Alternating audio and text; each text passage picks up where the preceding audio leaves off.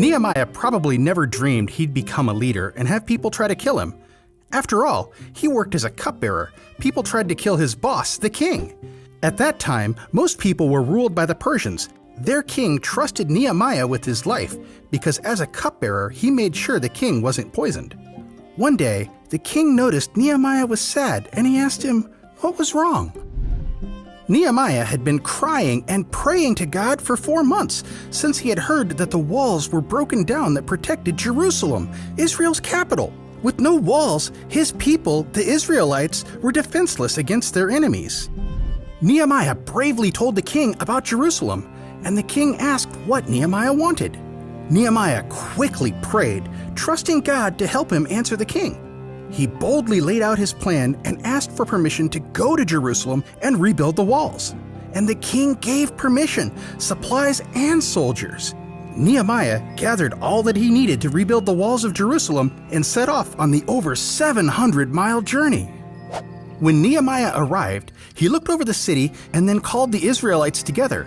He told them how God had showed his goodness when the king gave them what they needed to rebuild the walls. But Sanballat, Tobiah, and Geshem, rulers from the nearby cities, they didn't want anyone to help the Israelites. They were enemies of God's people.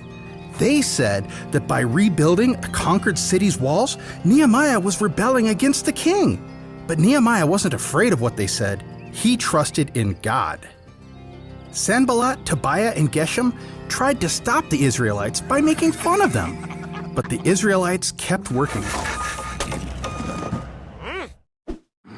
So, Sanballat, Tobiah, and Geshem plotted to attack them. But Nehemiah found out about their plan and gave the Israelites weapons to defend themselves. Sanballat, Tobiah, and Geshem knew that they had to get rid of Nehemiah to stop the building. Over and over, they asked Nehemiah to meet with them, secretly planning to hurt him.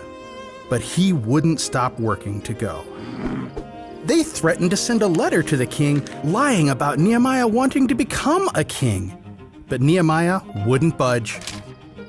One day, someone warned Nehemiah that assassins were coming to kill him and that he should hide in the temple.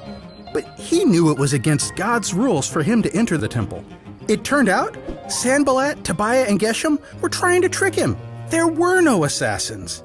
Through all the attacks, Nehemiah relied on God for the strength to do what was right. If you are a child of God, you can rely on Him for the strength to do what's right, no matter where you are or what's happening. You can pray and count on God to hear and answer your prayers. God is always with you, and He has the power to help you, even when life is hard. Maybe others make fun of you for being kind, or they laugh at you for praying, or they reject you because you believe in Jesus. You may feel like you're alone, but God hasn't left you. The Bible says, "What then shall we say to these things? If God is for us, who can be against us?" When God is on your side, you don't have to be afraid of anything. You can keep doing what is right even when everyone is against you, because God is on your side. Remember, God is always listening. Talk to Him about your problems and trust that God's answer is always best. Sometimes God allows hard things to happen. He may be teaching you something new about what He's like, or helping you learn to rely on Him no matter what. He may not answer the way you expect, but God is always listening. He is ready to hear and answer your prayers. Keep doing the right thing with God's help. Nehemiah relied on God for the strength to do the right thing. God helped him rebuild the walls of Jerusalem. In 52 days, the walls were finished. The people were now safe behind the walls. Their enemies were afraid. They knew God helped Nehemiah and the Israelites. You can be like Nehemiah and trust God, even when it's hard. When you rely on God for the strength to do what is right, others will see God working in your life too.